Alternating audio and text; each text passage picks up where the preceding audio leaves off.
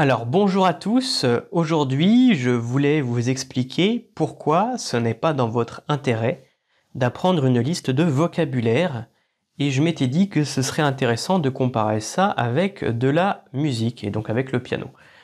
Imaginons que vous appreniez le français et que vous voulez apprendre à dire au clair de la lune. Donc au clair de la lune c'est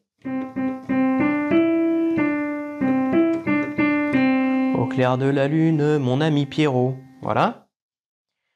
Et donc vous prenez une liste de vocabulaire pour pouvoir formuler cette phrase plus tard. Donc on va vous dire comment on dit clair.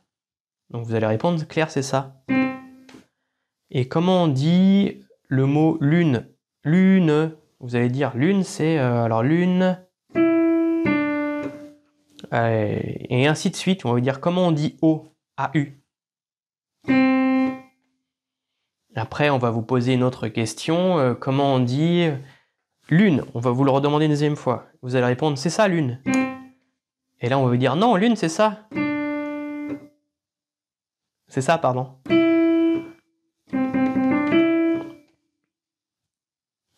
Et vous allez dire ah oui, je me suis trompé, j'arrive pas à formuler les phrases.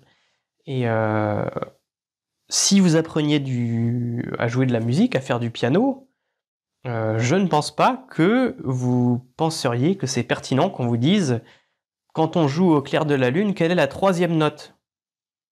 Parce que c'est au clair de... Et ainsi de suite. À mon sens, c'est plus intéressant d'apprendre directement, essayer de faire l'enchaînement des notes correctement. Donc à dire... comme ça. Et c'est même préférable de vous tromper et de faire...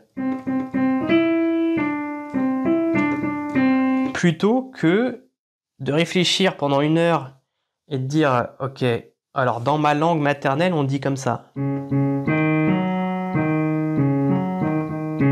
Et vous essayez de traduire, vous dites « Ok, donc ça, chez moi, c'est comme ça. Donc en français, c'est...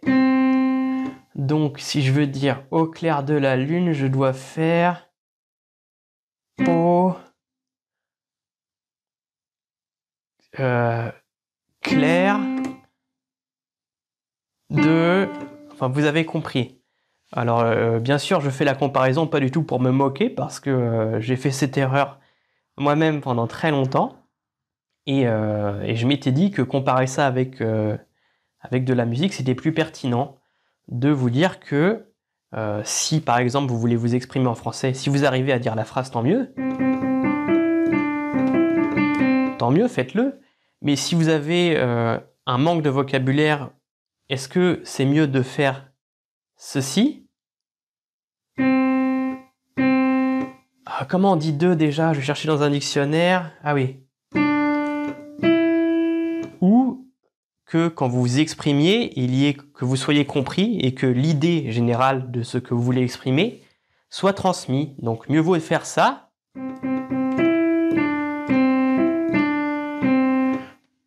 que rien du tout, en fait. Et c'est ça, faire des erreurs en français, c'est exprimer la même idée, pas parfaitement, mais je pense que la mélodie ressort quand même. Donc voilà, j'espère que ça pourra vous aider à comprendre l'intérêt d'apprendre une langue dans sa globalité et de voir ça justement comme je me répète, comme un système global. C'est comme la musique, quand vous écoutez un morceau de musique, vous n'allez pas vous concentrer sur chaque note que vous entendez, vous écoutez la musique. Si vous jouez de la musique, vous jouez de la musique. Vous n'allez pas décomposer chaque note par note pour essayer de comprendre quand est-ce que ça a du sens. C'est pas comme ça que ça fonctionne.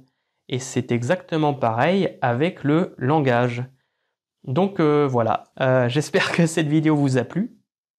Abonnez-vous, mettez un pouce bleu et surtout cliquez sur la cloche pour ne manquer aucune vidéo et allez sur mon site anyfrench.com où il y a du contenu bien plus intéressant que cette chaîne YouTube.